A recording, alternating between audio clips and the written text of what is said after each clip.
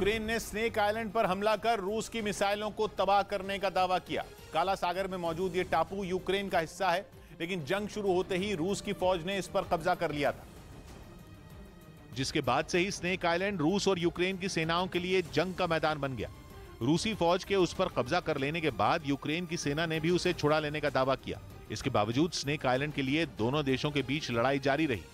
इस बीच यूक्रेन ने वहां रूसी मिसाइलों पर किए गए हमले का एक वीडियो जारी किया, जिसमें हमला होते ही उन मिसाइलों से तेज धमाके के साथ आग की ऊंची लपटें उठती हुई नजर आईं। इसके बाद वहां धुएं का गुबार फैल गया। यूक्रेन का दावा है कि यह हमला दुनिया के सबसे आधुनिक और घातक ड्रोन में शुमार बायरक्तार TB2 से किया गया।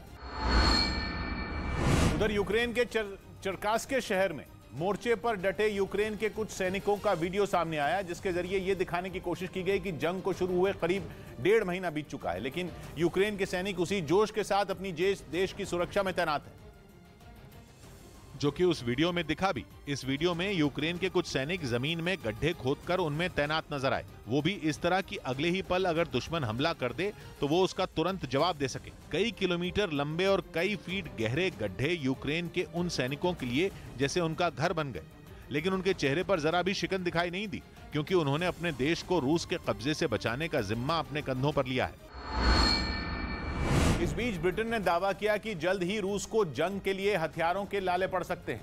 एक इंटरव्यू के दौरान ब्रिटेन के chief of defence staff Tony Radakin ने दावा किया कि रूस के पास मिसाइलों की भारी कमी हो गई है और इसका असर यूक्रेन पर हो रहे रूसी हमले में दिखना शुरू हो गया। ब्रिटेन के chief of defence staff Tony Radakin का दावा है कि पिछले दिनों रूसी सेना को सप्लाई होने वाले हथियार उन्हें समय पर नहीं मिल पाए, जिसकी वजह से हमले की धार कमजोर पड़ गई। हालांकि ये दावा ब्रिटेन का है, जो यूक्रेन को शुरुआत से हथियारों की लगातार सप्लाई कर रहा है, इसलिए कि जंग में ज़ेलेंस्की कमजोर ना हो और युद्ध लंबा खिंचता रहे, इसलिए भी कि इससे रूस के आर्थिक के साथ साथ सैन्य ताकत का भी नुकसान हो।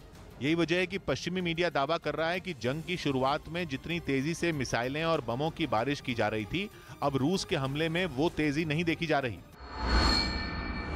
जंग जीतने के लिए रूस जल्दबाजी में नहीं है। दावा यह किया जा रहा है कि पुतिन को युद्ध के लंबा खिंचने का अंदाजा नहीं था, इसलिए शुरुआत में ही पुतिन ने अपने हथियारों की ताकत से यूक्रेन को घुटनों पर लाने की कोशिश की, लेकिन जब रूस को इसमें कामयाबी नहीं मिली तो उसने जंग की रणनीति में बदलाव कर दिया।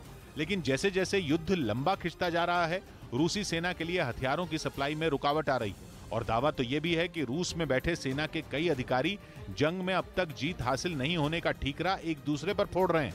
इसके साथ पुतिन ने हथियारों की कमी को तुरंत दूर करने के लिए युद्ध स्तर पर काम करने का भी निर्देश दिया। उधर यूक्रेन जंग के बीच ईसाइयों के सबसे बड़े धर्मगुरु पोप फ्रांसिस नेटो पर भड़क गए। इटली के एक अखबार को दिए इंटरव्यू में उन्होंने आरोप लगाया कि नेटो की वजह से ही रूस ने यूक्रेन पर हमला किया। यही नहीं, पोप फ्रांसिस ने तो यहां तक कह दिया कि नेटो ने ही रूस को इस युद्ध के लिए भड़काया। उनके मुताबिक नेटो से जुड़े देश अपनी ताकत दिखाने के लिए रूस के दरवाजे तक पहुंचे, जिससे बात इतनी बिगड़ गई कि रूस ने युद्ध करने की ठान ली। पोप फ्रांसिस यही नहीं रुके, उन्होंने नेटो पर रूस को उकसाने के बाद पीछे हटने का भी आरोप लगाया। ईसाइयों के सबसे बड़े धर्मगुरु का साफ मानना है कि नेटो की इस गलती की सजा यूक्रेन को भुगतनी पड़ रही है। उन्होंने युद्ध के पीछे हथियार कारोबारियों के मुनाफे का खेल होने की भी बात कही। पोप ने यह गंभीर आरोप लगाया कि युद्ध की आड़ में खतरनाक हथियारों तक का टेस्ट हो रहा है, यानी अपनी ताकत को बढ़ाने और शक्ति प्रदर्शन के लिए लोगों की जान से सीधे सीधे खिलवाड़। हालांकि पोप ने अपने इस इंटरव्यू में पुतिन के खिलाफ कुछ नहीं बोला। इतना ही नहीं, वो यूक्रेन को हथियार दे रहे देशों पर भी चुप्पी साधे रहे। वहीं दावा किया गया कि पुतिन ने यूक्रेन की जंग को धर्म युद्ध बना दिया है। कहा जा रहा है कि यूक्रेन की लड़ाई ईसाई समुदाय के दो गुटों के बीच की दूरी बढ़ा रही है, और ये दो गुट हैं रोमन कैथोलिक ईसाई समुदाय और रशियन ऑर्थोडॉक्स ईसाई समुदाय। वैसे पश्चिमी देशों के रोमन कैथोलिक ईसाइयों और रूस के ऑर्थोडॉक्स ईसाइयों में कभी नहीं बनी, लेकिन यूक्रेन की जंग ने इस खाई को और गहरा कर दिया। द वॉशिंगटन पोस्ट ने अपने आर्टिकल में लिखा कि यूक्रेन पर हमले की एक बड़ी वजह है वहां के ऑर्थोडॉक्स ईसाई, क्योंकि रूस, यूक्रेन और बेलारूस ये तीनों देश करीब 1000 साल से एक ही धार्मिक विरासत को आगे ले जा रहे हैं। तीनों ही देशों में ऑर्थोडॉक्स ईसाई समुदाय के लोगों की आबादी अच्छी खासी है। कहा जा रहा है कि इसी वजह से पुतिन यूक्रेन को रूस का हिस्सा बनाना चाहते हैं, जबकि यूक्रेन ऐसा नहीं चाहता और वो 2019 में ही रशियन ऑर्थोडॉक्स चर्च से अलग हो गया था, जिसके बाद यूक्रेन की चर्च ने खुद को आजाद घोषित कर दिया था। यही नहीं, उसे अमेरिका समेत दूसरे पश्चिमी देशों से आर्थिक सहायता भी मिलती है। और कहा जा रहा है कि पुतिन को यही बात कबूल नहीं है, क्योंकि उनका मानना है कि रूस और यूक्रेन की चर्च एक है। यही नहीं, अटकलें तो ये भी लगी कि यूक्रेन की चर्च से जुड़े कई लोग अब भी रूस का हिस्सा मानते हैं। उनका कहना है कि पश्चिमी देश जबरदस्ती इस मामले में घुस रहे हैं। रशियन ऑर्थोडॉक्स ईसाई समुदाय के सबसे बड़े धर्मगुरु और मॉस्को के मुख्य पादरी किरिल तोल खुलकर पुतिन का साथ दे चुके हैं और कह चुके हैं कि यूक्रेन में रूस की लड़ाई बाहरी ताकतों से है।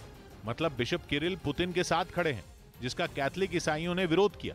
रोमन कैथोलिक ईसाई समुदाय के पोप फ्रांसिस ने तो ये तक बोल दिया कि बिशप किरिल पुतिन के ऑल्टर बॉय न बने, मतलब ये कि वो पुतिन की तरफ से न बोलें, जिसके बाद कैथोलिक और ऑर्थोडॉक्स ईसाइयों के बीच ठन गई। कहा तो ये भी जा रहा है कि पुतिन जेलेंस्की के यहूदी समुदाय का होने का हवाला देकर हमले को जायज ठहरा रहे हैं और धर्म का कार्ड खेल रहे हैं। मतलब ये कि पुतिन दोनों देशों में एक ही धर्म के ज्यादा लोग होने को हमले की वजह बताना चाहते हैं।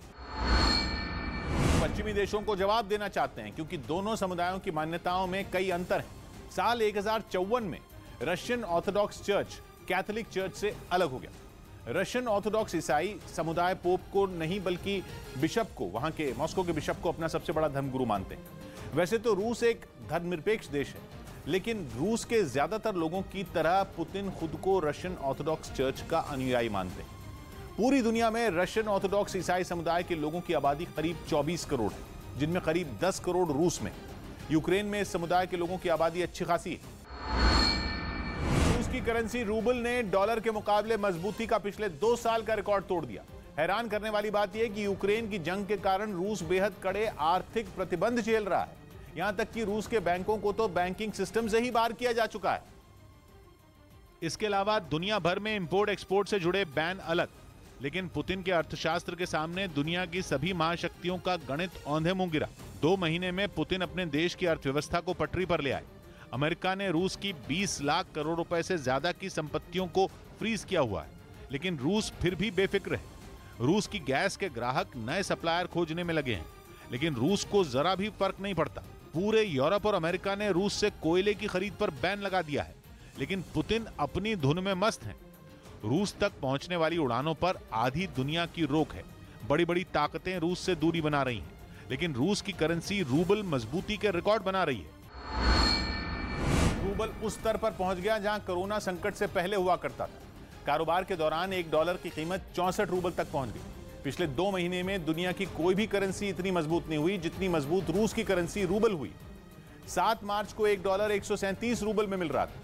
ये 7 मार्च का आंकड़ा है, मतलब ठीक 2 महीने पहले का, और अब ये 64 रूबल में मिल रहा है। जितने रूबल खर्च करने पर केवल $1 मिल रहा था, उतने ही रूबल में अब $2 मिल रहे हैं। ये मजबूती ऐसी है कि जैसे रूस के लोगों का पैसा 2 महीने में दुगना हो गया। जबकि जंग छिड़ने के दिन डॉलर की कीमत 81 रूबल थी और अब 64 रूबल है। यानी जंग से पहले जिस हालत में रूस की करेंसी थी, जंग के 2 महीने बाद उससे कहीं ज्यादा मजबूत हो चुकी है।